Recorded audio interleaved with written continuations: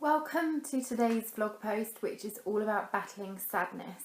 First of all, let me just share with you where I am. I'm inside the White Barn, which is so exciting because I've wanted this to be my backdrop for my vlog post for quite some time, and I've only just been in a position to create that, and so the lighting is great, the scenery is quite pretty, so much better than doing it in my previous location. So I'm really pleased that I'm finally able to bring my vlogs to you from here.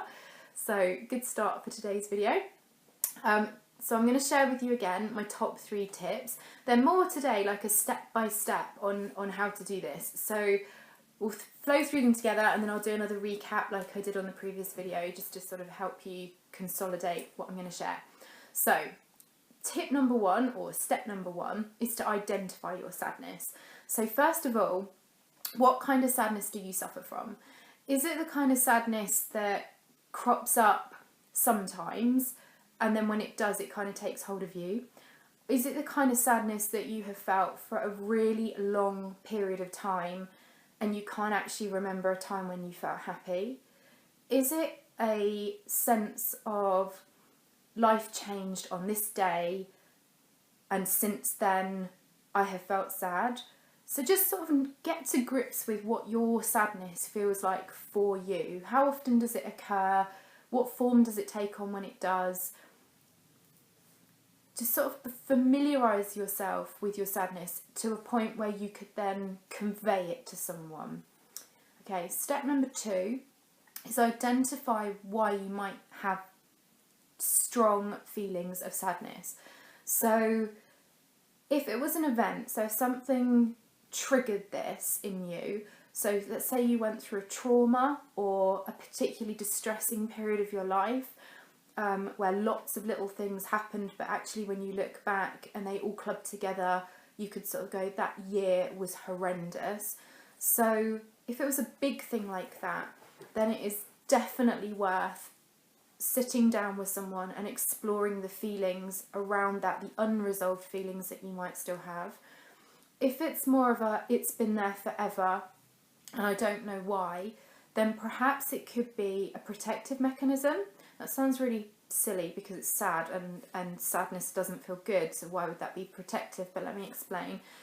Let's say you go into situations and you are hopeful and you think, oh, this is going to be amazing, or I'm going to have a great time if I do that. And then you do that thing and it's really disappointing and it's not how you thought it was going to be, and you feel let down.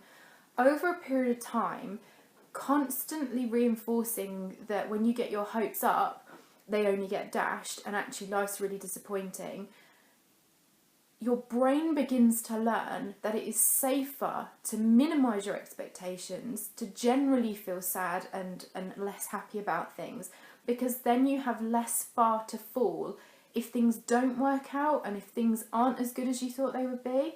So actually some people have this sort of simmering level of sadness almost every day because it keeps them safer than if they allowed their emotions to kind of rise and fall.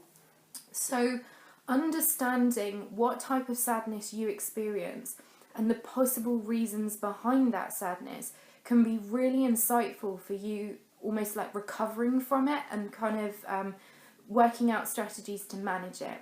So I really do advise that you kind of spend time exploring your sadness.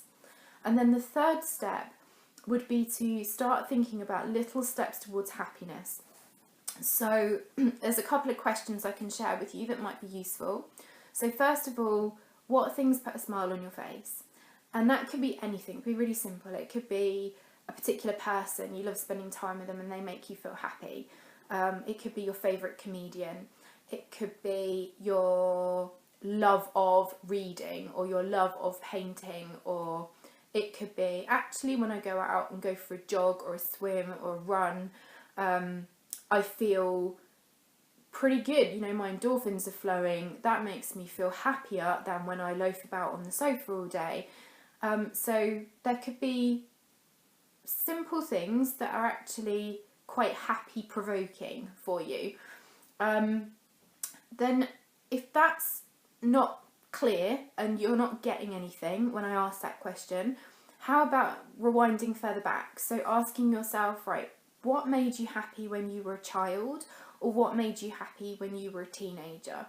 And did somewhere along the way, did you lose your connection with those things? Did you stop doing things that you used to really, really love? And actually, when you think about it, if you reintroduce those things into your life now, you might find that you're happier for it. So let's say when you were a kid, you loved doing stuff with your hands. Let's say you love building things or making models, or it could even be outside in the garden. It could be kind of like, you know, I love creating dens, that kind of thing. So then as an adult, how could you reintroduce that? So could you take like a model crafting kit and do that? Could you do some gardening?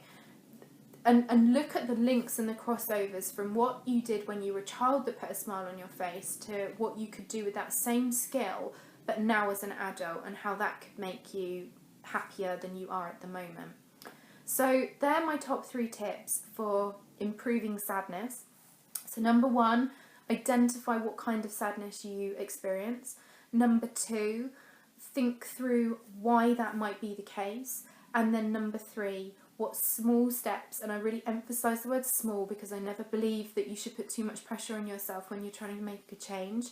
What small steps could you take to try and improve your sense of sadness to happiness?